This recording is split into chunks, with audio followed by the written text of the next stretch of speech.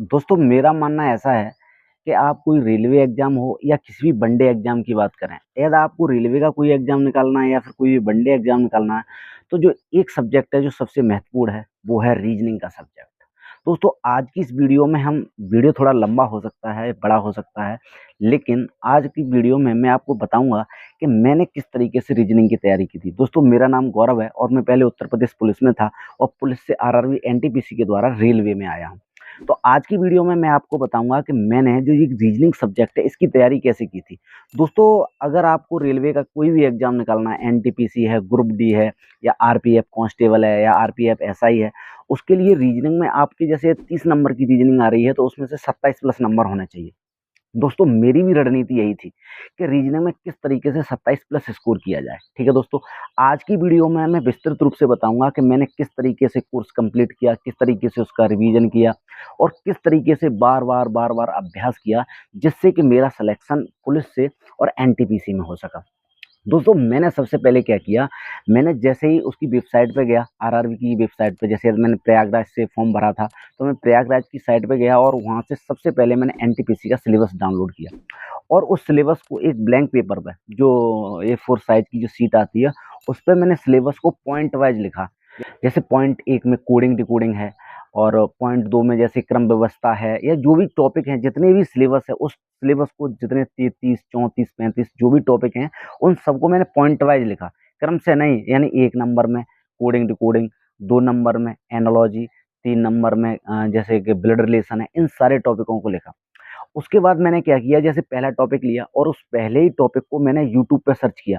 दोस्तों मैं आपको एक बात बताना चाहूँ, अगर आपने कोर्स खरीद लिया है तो अच्छी बात है, लेकिन यदि आपने कोर्स नहीं खरीदा है तो ये आपके लिए बहुत अच्छी बात है। आगे मैं इस वीडियो में आपको यही बताऊँगा कि वो किस तरीके से बहुत अच्छी बात है कि यदि आपने कोई कोर्स नहीं खरीदा है।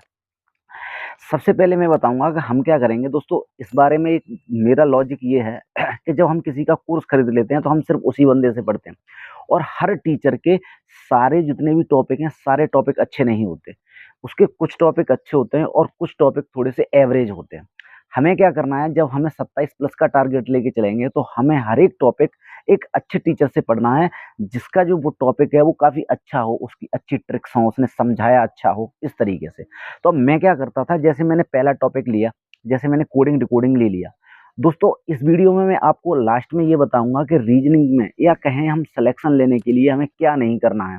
वो सबसे लास्ट में बताऊँगा दोस्तों, वो बहुत ज़्यादा महत्वपूर्ण है। उसकी वजह से मेरे 2-3 एग्ज़ाम रुके हुए थे। यानी जिनमें मैं कुछ 1-2 नंबर से रह गया था और कहीं न कहीं वो रीजनिंग ही ऐसा सेक्शन था जिसमें मैं सवाल गलत कर रहा था। तो मैं सबसे पहले उस टॉपिक पे आता हूँ कि मैंने क्या किया। तो सबसे पहले मैंने सिलेबस लिखा। सिलेबस लिखने के बाद जैसे यार कोडिंग डिकोडिंग ही है, तो कोडिंग डिकोडिंग को मैंने यूट्यूब पे सर्च किया। ठीक है? किस-किसने पढ़ाया है। उससे पहले क्या किया मैंने, सबसे पहले मैंने कोडिंग डिकोडिंग जैसे टॉपिक है, तो कोडिंग डिकोडिंग की जैसे एनटीपीसी की मैं तैयारी कर रहा हूँ, तो एनटीपीसी की सबसे पहले मैं एक बुक लेके आया, जिसमें प्रीवियस ईयर क्वेश्चन दिए हुए हैं और प्रीवियस ईयर क्वेश्चन पेपरों से मैंने क्या किया, प्रीवियस ईयर के जो क्वेश्चन पेपर थे, उनसे मैंने कोडिंग डिकोडिंग के सवाल देखे। तो उसमें कोडिंग डिकोडिंग किस तरीके की पूछी गई है, यानी उसके किस स्टैंडर्ड के सवाल आए हुए हैं। तो जब एक बार दोस्तों अगर उनके जैसे मुझे 15-20 सवाल मिल गए, तो जब मुझे 15-20 सवाल मिल जाएँगे तो उन 15-20 सवालों से मुझे आकलन हो जाएगा कि जो एनटीपीसी है या ग्रुप डी है, वो किस तरीके के सवाल कोडिंग डिकोडिंग के पूछ रही है।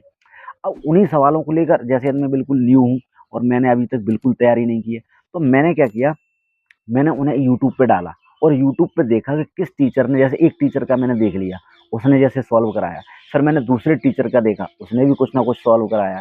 तो मुझे जब 2-4 टीचरों का मैं देख लेता था, तो मुझे ये एहसास हो जाता था कि किस टीचर ने सबसे बेस्ट पढ़ाया है या किस टीचर ने थोड़ा-सा हट के पढ़ाया है।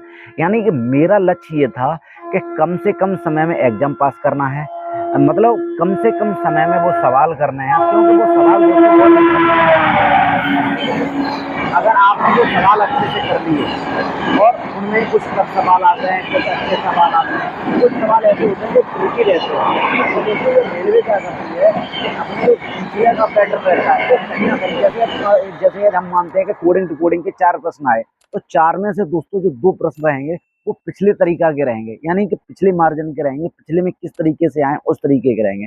तो हमें ये भी देखना सबसे महत्वपूर्ण होगा। तो हम क्या करेंगे, मैं किसी एक टीचर से सारे टॉपिक नहीं पढ़ूँगा, कोडिंग डिकोडिंग मुझे लगा है इस टीचर ने अच्छा पढ़ाया है, मैं उससे पढ़ूँगा। और दोस्तों एक बात को मैं आपको बताना चाहूँगा कि जो कुछ नामी-गिरामी चैनल हैं, उन पे जो टीचर पढ़ा रहे हैं, उनसे अच्छे कुछ जो छोटे चैनल्स होते हैं, उनके लोगों ने पर्टिकुलर जो सब्जेक्ट है पर्टिकुलर जो टॉपिक है, वो बहुत अच्छा पढ़ाया है, ठीक है? जैसे कोडिंग डिकोडिंग है, वो मुझे एक मतलब इन सारे बड़े टीचरों के अपेक्षा किसी और टीचर ने बहुत अच्छा पढ़ाया। अब जैसे मैंने कोडिंग डिकोडिंग उनसे पढ़ लिया, अगर मेरे ब्लड रिलेशन की बात आई, तो मैं ऐसे ही ब्लड रिलेशन के लिए सर्च करूँगा दोस्तों। हमारे पास समय है और हमें एक दिन में एक टॉपिक क्लियर करना है। मतलब ऐसा नहीं है कि मैं एक दिन में ये चाहूँ कि मैंने एक दिन में ही सारे टॉपिक कर लूँ, नहीं। हमें और भी सब्जेक्ट पढ़ने हैं। हमें रीजनिंग में एक दिन में एक सब्जेक्ट पढ़ना है। हमें रीजनिंग में एक दिन में ना एक टॉपिक पढ़ना है और एक टॉपिक को खोज के पढ़ना है कि उसने कैसे पढ़ाया है, उसने कैसे पढ़ाया, उसने कैसे पढ़ाया। जब हम 3-4 टीचरों यूट्यूब दोस्तों खजाना है। यूट्यूब पे आप जैसे ही वो टॉपिक डालेंगे, ढेर सारे टीचर निकल आएँगे। 2-2 4-4 मिनट, 2-2 4-4 मिनट। अब आपने सवाल तो बैक ईयर पेपरों के देख ही लिए, तो वहाँ से 2-4 मिनट, 2-4 मिनट, 2-4 मिनट ले लेके आप देख लेंगे किस टीचर ने बेस्ट पढ़ाया है। और दोस्तों जब टीचर बेस्ट मिल जाएगा आपको, उसी बेस्ट को आप अपने नोट्स में लिख लेंगे। यानी आगे से हम उस वीडियो को बार-बार नहीं देखेंगे। उस वीडियो की जो ट्रिक रहेंगी, जो इन्होंने शॉर्ट ट्रिक बताई हैं, जो तरीके बताए हैं, जो समझा है, उन्हें हम एक पॉइंट पे माने एक 4 साइज़ पेपर पे लिख लेंगे। ऐसे ही हमें हर टॉपिक में करना है दोस्तों। जब हम सारे टॉपिक पढ़ लेंगे, उसके बाद हमें ये मालूम पड़ जाएगा कि कौन-सा टॉपिक टफ़ है, जो हमें थोड़ा ज़्यादा समय ले रहा है और कौन से टॉपिक ईज़ी हैं। मतलब ईज़ी कुछ भी नहीं होता है, ईज़ी बस उतना होता है कि हमें समझ में अच्छे से आ रहा है। दोस्तों ऐसा भी नहीं है कि आपको लगा कि ये टॉपिक ईज़ी है और आप उसकी पढ़ाई ही छोड़ दें, उसे आप पढ़ें ही ना, कि अरे नहीं मेरा पास आ तो बहुत अच्छा है। कई बार क्या होगा कि पास का ही सवाल गलत हो जाएगा और आप सिलेक्शन से दूर हो जाएँगे। ठीक है दोस्तों? तो मेरा मानना ऐसा है कि आप इस भ्रम में ना रहें, तैयारी करते रहें। अब मैं आपको लास्ट में बताना चाहूँगा कि जैसे कि कुछ टॉपिक रहते हैं, जैसे मेरे टॉपिक थे, जब मैंने पूरा रीजनिंग का सिलेबस कवर कर लिया, उसके बाद मुझे इस चीज़ का एहसास हुआ कि यार मेरे जो कुछ टॉपिक हैं वो थोड़े-से टफ हैं। जैसे कि मुझे जो क्रम व्यवस्था थी उसमें सवाल थोड़े-से वो करते थे। उसके बाद क्या नाम है जैसे सिलोजिज़्म आते हैं और वो थोड़े-से टफ लगते थे और सिलोजिज़्म के अलावा एक और आते थे, जैसे असम्पशन वाले सवाल, यानी कथन निष्कर्ष वाले सवाल, वो सवाल बहुत टफ लगते थे। इन सवालों के लिए मैंने स्पेशल क्या किया, कई ढेर सारे टीचरों के, इस टीचर का, उस टीचर का, उस टीचर का, जो टीचर मुझे अच्छा लगा, मुझे लगा कि इसके समझाने का तरीका अच्छा है, इससे सवाल मेरे ज़्यादा बन रहे हैं। तो मैंने क्या किया कि उन टीचरों के ढेर सारे सवाल किए, उसके आधार पर फिर प्रैक्टिस की, ठीक है? और दोस्तों कई बार क्या होता है कि हम जिस टीचर को सबसे बेस्ट मान लेते हैं, उससे भी बेस्ट टीचर हमें यूट्यूब पे मिल जाते हैं। तो हमें उन टॉपिकों को मैं लगातार खोजता रहा। जैसे जब भी मैं उस टॉपिक की रिवीजन करता, तो मैं सोचता क्या पता इससे कोई बेटर पढ़ा रहा हो। लेकिन अगर मुझे लग जाता कि ये बेटर पढ़ा रहा है, तो मैं उसका तरीका अपने नोट्स में लिख लेता और पुराने तरीके को कट कर देता। अब मेरे दिमाग में एक चीज़ आ जाती थी कि मुझे नए तरीके से सवाल करना है। इससे दोस्तों क्या होता है कि हमें एक बेस्ट अप्रोच मिल जाती है और मैं ये कहना चाहूँगा कि एक टीचर के पास सारी अप्रोच अच्छी नहीं है। ऐसे ही करके हम जो हमारे टफ टॉपिक है उन्हें अच्छा करेंगे, मतलब अच्छा करेंगे और जो टॉपिक हमें अच्छे से पहले से पता लग गए हैं, जैसे क्लॉक की कोई हमें अच्छी ट्रिक मिल गई है या कोई अच्छा टीचर मिल गया, तो दोस्तों हम क्या करेंगे उनका उसी आधार पर रिवीजन करेंगे, उसके वीडियो नहीं देखेंगे। अब हम वीडियो सिर्फ उन टॉपिकों के देखेंगे जो टफ हैं, जो हमें कठिन लग रहा है। एक बात तो ये होगी। अब दोस्तों करना क्या है, जो मतलब क्या नहीं करना है, ये तो मैंने बता दिया आपको क्या करना है। अब करना हमें ये नहीं है, कई बार क्या होता है कि जब हम जाते हैं तो हम अपने दिमाग में ये मान लेते हैं अरे रीजनिंग तो हमारी अच्छी है और हम रीजनिंग को समय कम देना स्टार्ट कर देते हैं। कम समय देना तो अच्छी बात है, लेकिन हम कई बार क्या रीजनिंग पढ़ते ही नहीं है, अरे रीजनिंग तो हमारी अच्छी है, रीजनिंग तो हमारी अच्छी है। कई बार दोस्तों क्या होती है, जैसे आप ही मुझे बताइए कि जब 100 नंबर का पेपर है और 30 नंबर की रीजनिंग आ रहा है, 30 नंबर की गणित आ रहा है, तो रीजनिंग गणित से किस तरीके से कमज़ोर है, ठीक है? तो हमें जो अच्छे से आता है, हमें उसका अभ्यास और अच्छा करना है, कहीं ऐसा ना हो कि हमारे दिमाग में ये चला जाए कि रीजनिंग हमारी अच्छी है।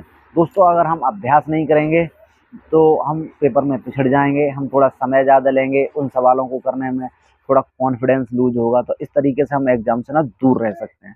तो दोस्तों आपको करना ये नहीं है कि मुझे रीजनिंग मेरी बहुत अच्छी है और मैं रीजनिंग का अभ्यास ना करूँ, हमें हर टॉपिक का अभ्यास करना है, अच्छे से अभ्यास करना है और ऐसे अभ्यास करना है जैसे कि मैं अभी इसमें न्यू ही हूँ। हमें ऐसा नहीं करना कि हम इसमें काफ़ी पॉपुलर हो गए हैं और हमें इसका ये नहीं करना, वो नहीं करना, इस तरीके से नहीं करना है। ठीक है दोस्तों, आज की वीडियो में बस इतना ही। थैंक यू, जय हिंद, जय भारत।